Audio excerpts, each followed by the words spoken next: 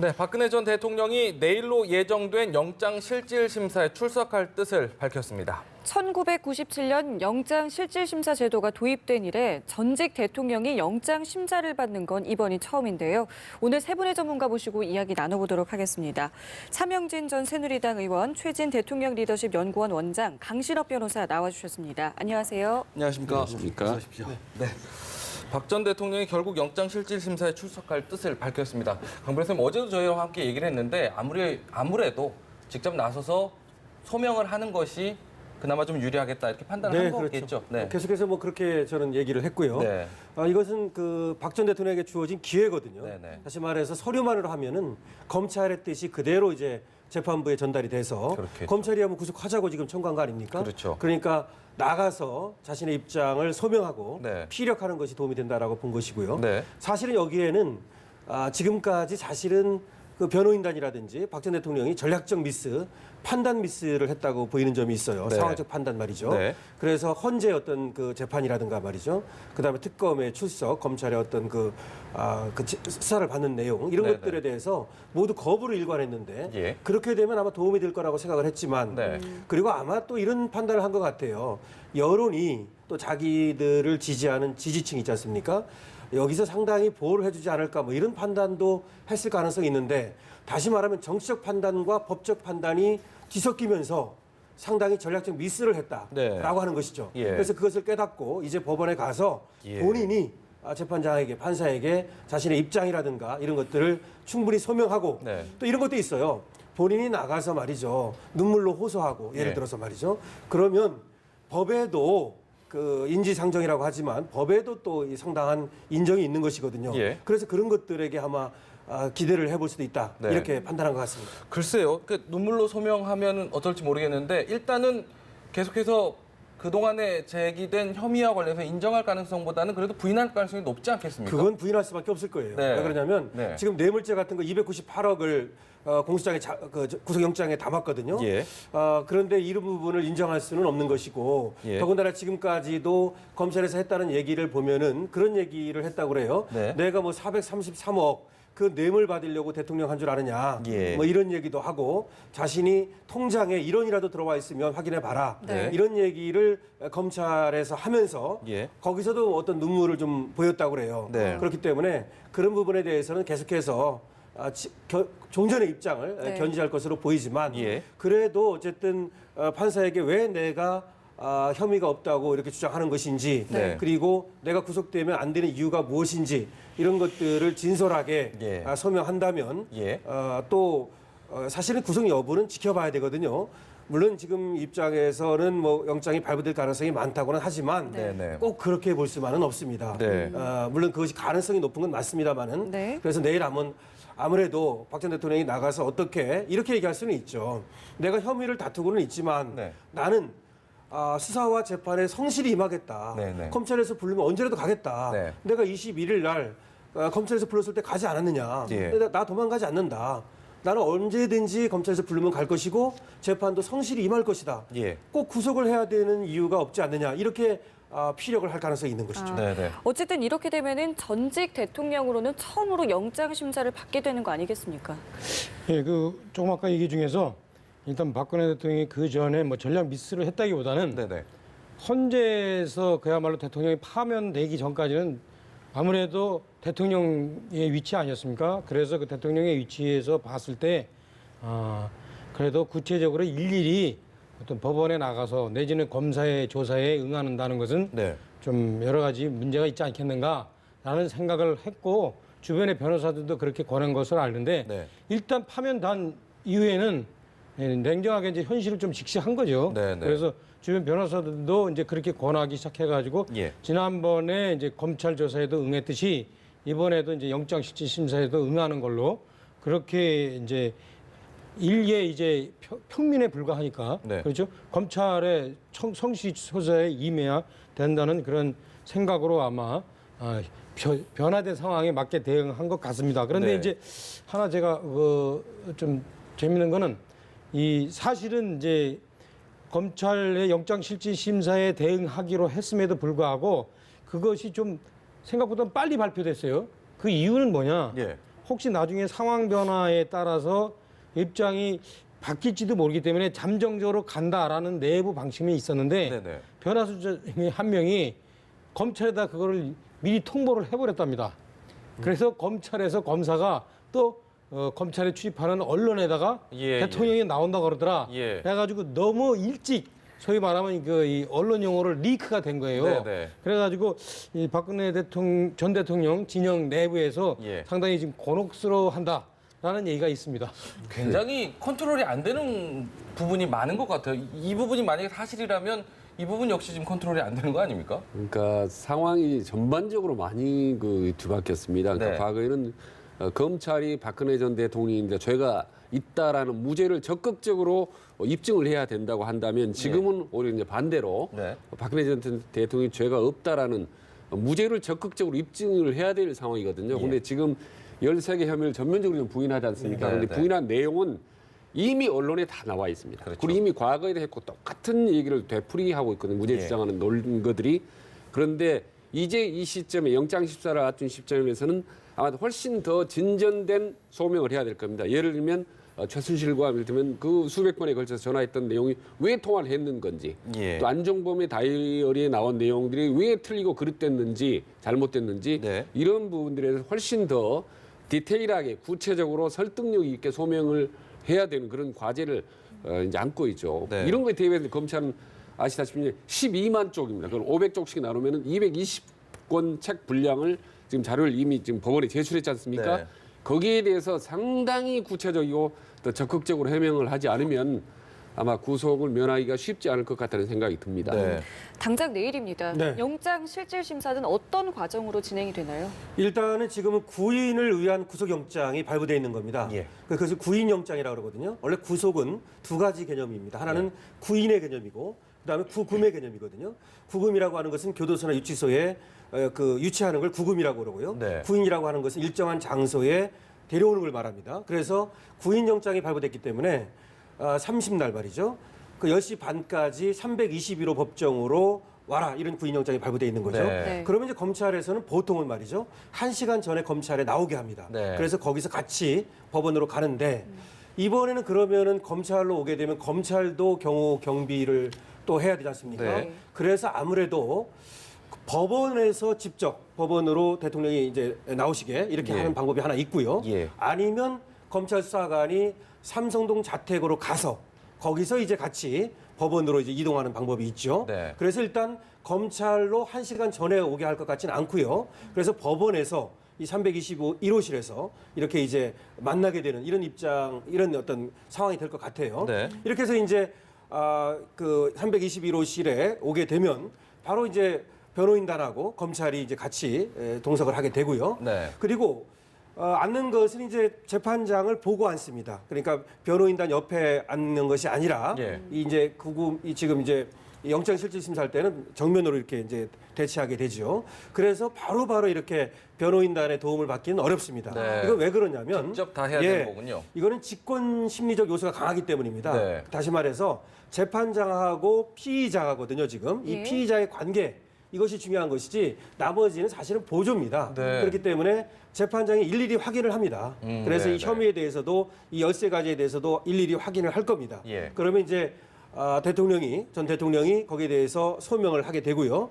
그리고 이제 본인의 마지막에 가가지고는 혹시 구속이 되면 안 될 어떤 신체적이라든지 또는 뭐 가정이라든지 이런 상황이 있습니까? 예. 이것도 묻게 될 거예요. 예, 예. 그러면 거기서 이제 질병이 있다든지 내지는 노무가 계시다든지 보통 이런 얘기 하거든요. 네. 근데 박 전 대통령은 뭐 그런 건 아니지만 예. 아무래도 아까 얘기했던 것이 박 전 대통령은 내가 예. 검찰에서 부르면 언제든지 나갈 것이고 그리고 재판에도 언제든지 협조하고 예. 성실히 임하겠다. 예. 이런 얘기를 하면서 네. 아마 이제 구속이 꼭 필요한 것이 아니지 않느냐. 그런 얘기를 이제 할 것으로 비춰지는 것이죠. 네. 어쨌든 그래서 지금 말씀드린 것처럼 이제 그 상황은 이제 그렇게 전개가 될 겁니다. 네, 네. 여기서 하나 오해가 있는데요. 네. 영장 심사를 받기 위해서 이제 구인장을 발부를 하잖아요. 네. 그 경우에 이제 구인장을 발부했기 때문에 본인이 영장 실질 심사를 받기 위해서 나오지 않으려고 할 경우에 구인장에 따라서 저기 말씀드리는 그 소위 말하는 영장 실질 심사 받는 장소에 소위 말하면 잡아서 데리고 올 수 있다.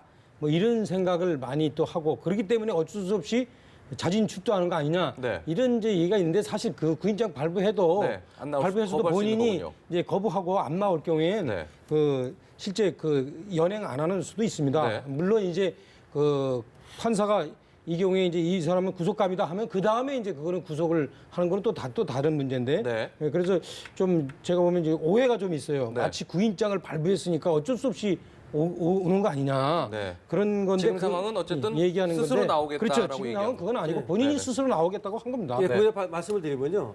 구인을 위한 구속을 위한 구인영장이 발부돼 있는 것이고요. 물론 본인이 포기할 수는 있습니다. 예. 근데 본인이 포기한다 하더라도 판사가 반드시 데려와야 한다 그러면 갈 수밖에 없습니다. 네, 다시 네. 말하면 구인영장이 발부돼 있는 거기 때문에 예. 강제로 인치할 수 있습니다. 예. 그러니까 이제 본인이 안 한다고 할 때는 굳이 그렇게 안 한다는 것이지 네. 판사가 내가 꼭 봐야 되겠다라고 한다면 강제로 그 장소에 오게 할 수는 있습니다. 그것도 판사의 판단이 네. 또 갈 수 있는 거군요. 그렇습니다. 그러면요, 이제 당장에 이제 궁금한 게 만약의 경우죠. 구속이 된다면 또 어떻게 될 것이냐.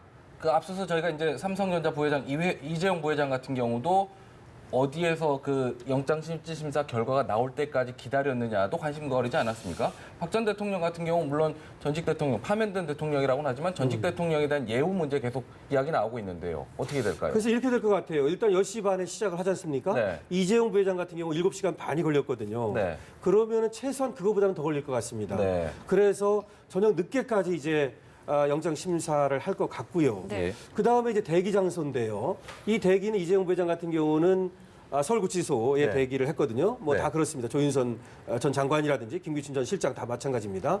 근데 전직 대통령이기 때문에 과연 서울구치소로 갈지 아니면 그냥 예. 법원의 일정한 장소를 정해서 네. 거기를 제공하고 예. 법원에서 유치하는 것으로 이렇게 할지 아니면 검찰로 가가지고 말이죠. 검찰에서 대기하고 있을지 요거는 이제 지켜봐야겠습니다. 네. 그런데 또 검찰에 가게 되면 아까 마찬가지로 말이죠. 그런 문제가 있기 때문에 네. 또 하나 말씀드릴 건 뭐냐면 일단 지금 경호는 하는데요. 네. 근데 경비와 경호라는 개념이 있거든요. 예. 사실은 경비는 이제 전직 대통령이 나오기 때문에 법원 주위에 경비를 할 겁니다. 네, 네. 그런데 경호라고 하는 것은 일단 법원의 영장심사에 들어가는 순간 네. 청와대의 경호가 아니라 그것은 검찰의 어떤 책무가 됩니다. 그렇군요. 그래서 경호가 전번에 검찰에 나갔듯이 전번에 검찰에 나갔을 때는 옆방에서 경호관들이 그 대기를 했었거든요. 네. 그렇게는 안 하고 네. 이제 법원에 들어가는 순간 영장심사에 임하게 되면 그때는 이제 검찰의 책무가 됩니다. 네. 그리고 청와대에서 경호는 빠지는 제공하는 것이죠. 경호는 받지 못하게 되는 그렇습니다. 거군요. 경호는 네. 빠지는 것이고 경비는 이제 그 주위에서 할 수 있고요. 그렇군요. 경비와 경호를 나눠봐야 됩니다. 제가 알겠습니다. 꼭 하나 말씀드리고 싶은 게 지금 네. 전직 대통령의 예우, 네. 경호, 명예 이런 문제들이 계속 이제 논의가 되고 앞으로 이제 쟁점화 될 텐데 그렇습니다.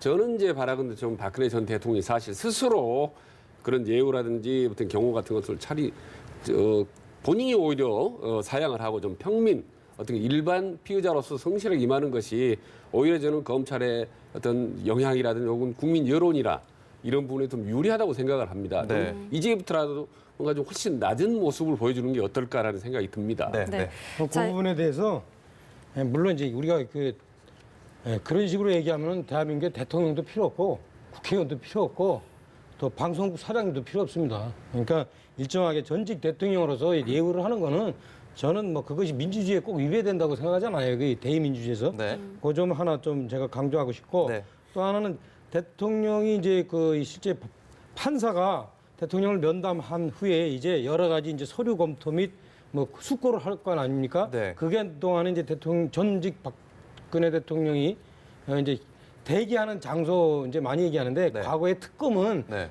그 내부에 어떤 유치장이 없기 때문에 서울구치소에서 대기한 거고 그런 얘기였었죠. 이번에는 이제 검찰은 검찰 내부에 그런 유치 대기 장소가 있어요. 그래서 거기서 아마 대기하면 될 겁니다. 네. 그것도 뭐 특별히 저는 뭐 이 문제 갖고 그렇게 뭐 신경 쓸 별거 필요 부분은 없다고 아니다. 싶습니다. 근데 저는 그 하나만 더 말씀드리면 네네. 이제 대통령이 사양해도 예우 경호 다 할 겁니다. 근데 본인 스스로가 그런 좀 기대하거나 요구하지는 않았으면 좋겠다는 그런 말씀드립니다. 알겠습니다. 알겠습니다.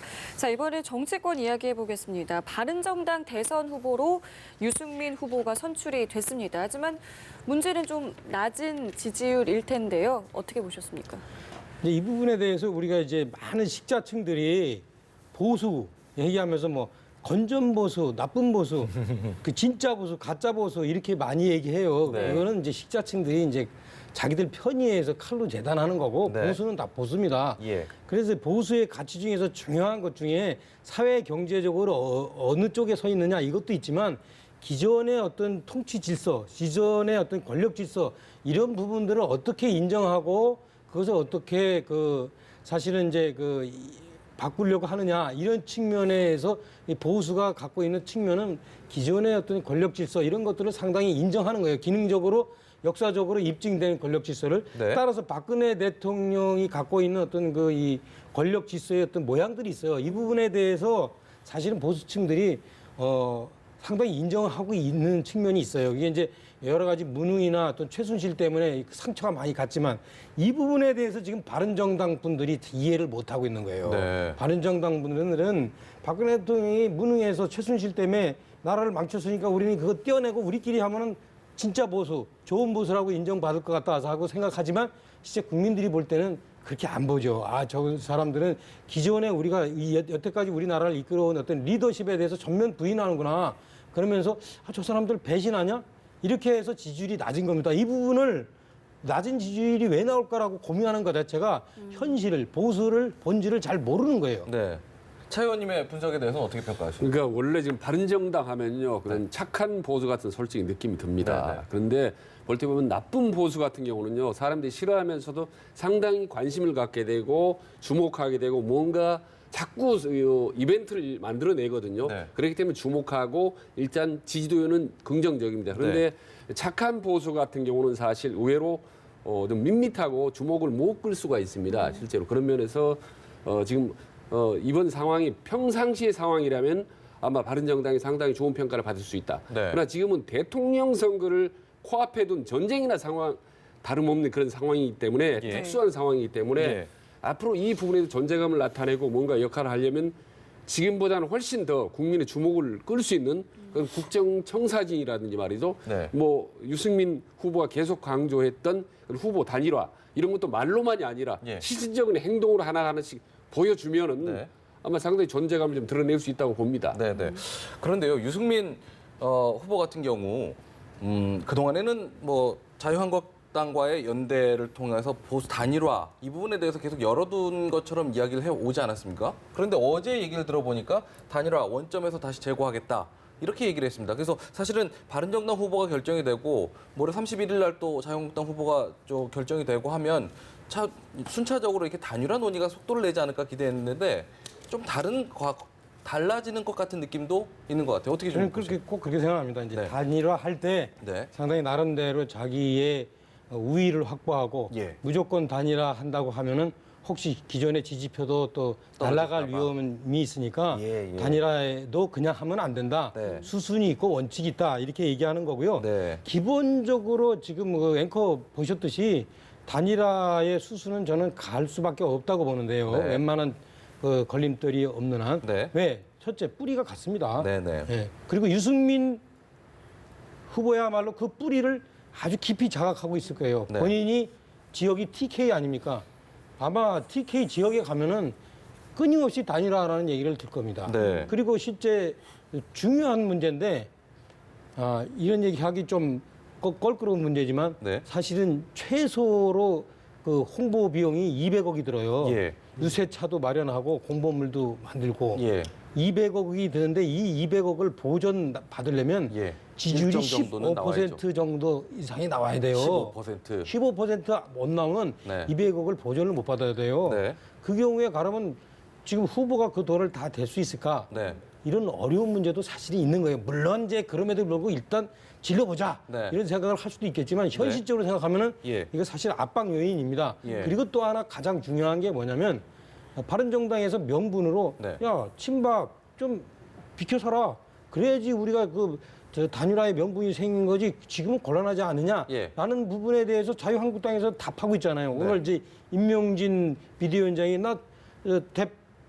대선 후보 뽑으면 나 그만두겠다. 그런데 단일화를 위해서는 친박들을 물러나게 하겠다. 예. 이렇게 얘기했지 않습니까? 그래서 예. 저는 여러 가지 지금 객관적으로 푸시 요인, 풀 요인, 네. 단일화를 위한 네. 그런 것들이 갖춰지고 있다. 다만 이제 그동안 이제 어떤 돌발 변수가 나타날 수도 있긴 해요. 예, 어떤 예. 감정적인 요인이라든가 예. 어느 날 갑자기 뭐 지지율이 또 오른다든가 네. 뭐 그러면은 이거 할 필요 없잖아 이런 생각이 나올 수 있지만 예. 현재 추세로는 네. 단일화의 수순으로 갈 수밖에 없지 않는가 네. 저는 그런 생각이 듭니다. 서로 호응을 하고 있다는 뜻인데 그러면요 궁금한 게 그 단계가 자유한국당까지일까요? 아니면 더 넓어질까요? 일단은 그 부분에 대해서는 제가 볼 때는 키를 국민의당 안철수 후보가 쥐고 있는 거죠. 네. 안철수 후보가 첫째 비문 단일화라는 명분은 이게 명분이 안 돼요. 네. 그렇죠? 모든 것이 자기의 어떤 긍정적인 명분 속에서 이게 가능한 거지 그 명분을 제대로 마련할 것이냐. 네. 과거에 이제 김대중 선생께서 DJP라는 명분을 네. 만들듯이 나름대로 명분을 만들 것이냐. 근데 별로 어렵지 않는데 네. 다만 좀 걸림돌이 네. 이 뭐냐면 네. 이 국민의당의 지지 기반인 호남의 유권자들이 야 저기 친박하고 좀 합치는 거는 좀 문제가 있지 않느냐 예. 라는 이제 문제를 또 제기를 하니까 그걸 이 해결을 부분을 할수 있을까요? 어떻게 본인이 네. 리더십으로 해결하느냐 네. 그거를 해결하면 네. 안철수 후보가 그걸 해결하면 네. 제가 볼 때는 현재 상황에서 네. 자유한국당이나 바른정당도 기꺼이 통합을 하려고 할 것인데 네, 네. 자 과연 그런 그 명분을 제기하는 것이 있을까? 네. 여태까지는 하여튼 안 보이는데 네. 모르겠습니다. 이 알겠습니다. 정치는 생물이기 때문에. 알겠습니다. 어떻게 명분을 만들 수 있을 거라고 보세요? 이제 유승민 후보가 당선 소감 때 뭐라고 했냐면요. 말로 역전 투런 홈런을 날린다고 그랬습니다. 네. 치겠다고. 그러니까 네. 솔로 홈런이 아니라 투런 홈런을 치겠다는 거는 본인이 혼자가 아니라 절대로 같이 누군가하고 함께 가겠다는 얘기입니다. 아, 예. 그건 현실적 냉철한 스스로 분석을 한 겁니다. 예. 그래서 절대로 저는 함께 가지고 뭔가를 같이 함께 간다는 건데 우선 여론조사를 최근에 지금 어제 오늘 사이 하는 거 봐도 예. 후보 단일화가 필요한다라고 정한 정당은 1위 바른정당이 압도적으로 나옵니다. 네. 그 다음에 후보나 개인 정당도 보면 여야 4당 중에 4등입니다. 이건요 어떻게 방법이 없어요. 그리고 상당히 앞으로 올라가겠지만 네. 그건 한계가 있습니다. 예, 그래서 예. 뭔가의 돌파구를 마련하는데 첫 단계로 후보 단위로 하든 뭘 하든 간에 약간의 자강론이 있어야 됩니다. 내부 예, 단계라고 예. 약간 올려줘야 예. 후보 단위로하지. 그렇지 않으면요 흡수 단위화 돼버립니다. 예. 그렇기 때문에 본인이 자강론을 강조한 거고 예. 그다음에 이제 후보 단위로는 아마도 자유한국당하고는 후보 단위를 위해서 철저하게 노력을 하고 그 가능성은 저는 70% 이상 높다고 봅니다. 네, 네. 두 번째로 이게 만약 단일화가 된다면 2단계로 국민의당하고 아마 후보 연대를 논의하지 않을까. 네. 그거는 아마 지금 예견된 수순이고 그렇지 않을 경우 만약에 독자적으로 출마해서 완전히 형편없이 지도가 나와버린다든지 네. 하면요. 정당의 존립 기반이 없어져 버립니다. 그럴 수 있겠군요. 예, 그렇기 네. 때문에 아마 오늘부터 당장 그런 후보 단일화론을 위해서 물밑 접촉을 좀 활발하게 하지 않을까라고 봅니다. 네, 네. 네.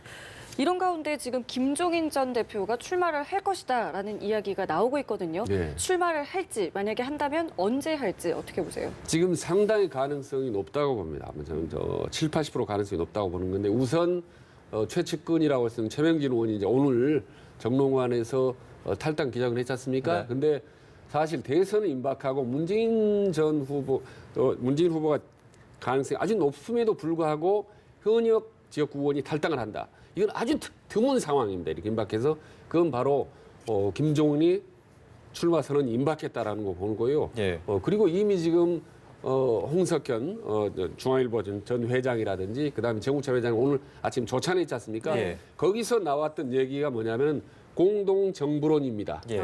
이거는 사실 3명이 공동으로 함께 출마하는 거나 다름없거든요. 네. 그중에 다만 대표로 누구를 내세우냐는 겁니다. 그래서 이미 김종인의 출마는 이미 초입기에 들어갔고 네. 나머지 후보도 함께 출마한다. 다만 권력을 균점한다. 그래서 이른바 공동정부죠. 지분을 함께 갖는 그런 후보로 간다. 해서 독자 출마한 다음에 곧바로 아마 이후에 국민의당이나 안철수 후보나 이런 후보들과 나머지 혹은 바른정당 혹은 심지어는 자유한국당까지도 후보 단일화 연대 논의가 빠르게 진행될 거라고 지금 봅니다. 지분을 네. 이 부분에 대해서는 이래요. 참 우리 정치인 중에서 참 훌륭한 분인데 타이밍을 못 잡는 분이 손학규 전 대표죠. 본인 스스로도 많이 예, 얘기했었죠. 본인도 많이 그런 얘기를 하십니다. 예. 제가 그분을 모셨기 때문에 이렇게 감히 그분을 좀 여기서 디스를 하는데 네. 김종인 전 대표가 또 한 번에 이 타이밍 못 잡는 부분에 한 분으로 이렇게 또 등장하네요. 이게 지금 이 정도면은 거의 탐험대가 백두산 꼭대기에 올라가는데 이제 등산 시작하겠다고 하시는 거하고 똑같지 않아요? 그래서 제가 볼 때는 늦어도 너무 많이 늦었다. 늦어도 너무 많이 늦었습니다. 예. 제가 볼 때는요, 이 예. 공동정부론이라고 하는 것은 지금 권력, 시대 정신이 말이죠. 권력의 분점을 요구하고 있지 않습니까? 예. 그렇다면은 본인이 대권을 잡지는 못해도 다시 말하면 어떤 그 불쏘시개 이 역할이 그대로 남아 있는 것이거든요. 네네. 그래서 대선에 출마를 했다가 다시 이제 다시 연합하는 형식으로 갈지 아니면 출마를 안 하고 누구를 내세울지는 모르지만 이 시대 정신하고는 상당히 부합하기 때문에 어쩌면 이번에 아니면 다음에라도 이것이 실현되고 구현될 가능성은 많다고 생각합니다. 네. 그 이른바 이제 제3차 빅텐트를 만들기 시작한 거죠. 이게 아마 거의 다음 주 한 10일 정도면 국민들의 평가가 네. 이루어질 거라고 봅니다. 그래서 예. 상당히 과거하고는 다르다. 뭔가 국민을 위한 공동정부다 할 경우는 급속도로 지지도가 올라갈 수 있지만 네. 그건 뭐 또 권력이 나눠먹기고 말이죠. 문재인은 무조건 배척하기 위한 거다라고 예. 할 경우는 또 쭉 지지도가 빠질 수가 있는 거죠. 예. 근데 약간 이제 타이밍이 사실 상당히 촉박한 건 사실입니다. 네. 너무나 촉박하고 많이 늦었죠. 근데 이번 대선 같은 경우는 상당히 좀 특수한 경우입니다. 네. 그리고 호남의 민심도 아직 사실 제가 잘한다고 자부하지만은 아직도 최종적으로 평가는 하지 않았습니다. 문재인과 안철수에게 많은 힘을 실어줬지만 예. 어느 누구다라고 확정은 아직 짓지 않았습니다. 그래서 이번에는 대선 같은 경우는 지금 하루가 과거의 한 10일과 비슷하다. 그래서 하루 지나면 어떻게 상황이 다를지 모르는 급속한 좀 특수한 상황이라고 봅니다. 예. 제가 구체적으로 말씀드릴게요. 물론 이제 지금 대선 기간이 이제 길어야 뭐 3개월이었고 과거 한 뭐 1년 반은 하고 버금가는데 네. 그럼에도 불구하고 이제 이 경우에 너무 이제 늦은 이유가 각 당의 후보가 만들어지기 전에 출발을 했어야죠. 네. 각 당의 후보가 만들어진 이상에는 이미 그 관성이 있기 때문에 네. 앞으로는 그 후보들 간의 어떤 합작 연행은 또 필요할지 모르고 가능할지는 모르나 예. 또 그것도 상당히 좀 어려워요. 그런데 그런 마당에 당의 후보도 아닌 분이 그 분의 그 이름 하나 갖고선 나도 한 명의 주체다. 자, 나를 중심으로 모여라. 그러면 누가 모이겠습니까? 그동안 들인 비용은 어떡하고요? 예. 예. 힘을 탄력을 받을 만한 명분이 좀 많이 약하다. 알겠습니다. 오늘 세 분의 말씀 저희 여기서 마무리 짓겠습니다. 지금까지 차명진 전 새누리당 의원, 최진 대통령 리더십 연구원 원장, 강신업 변호사와 함께했습니다. 고맙습니다. 고맙습니다. 고맙습니다.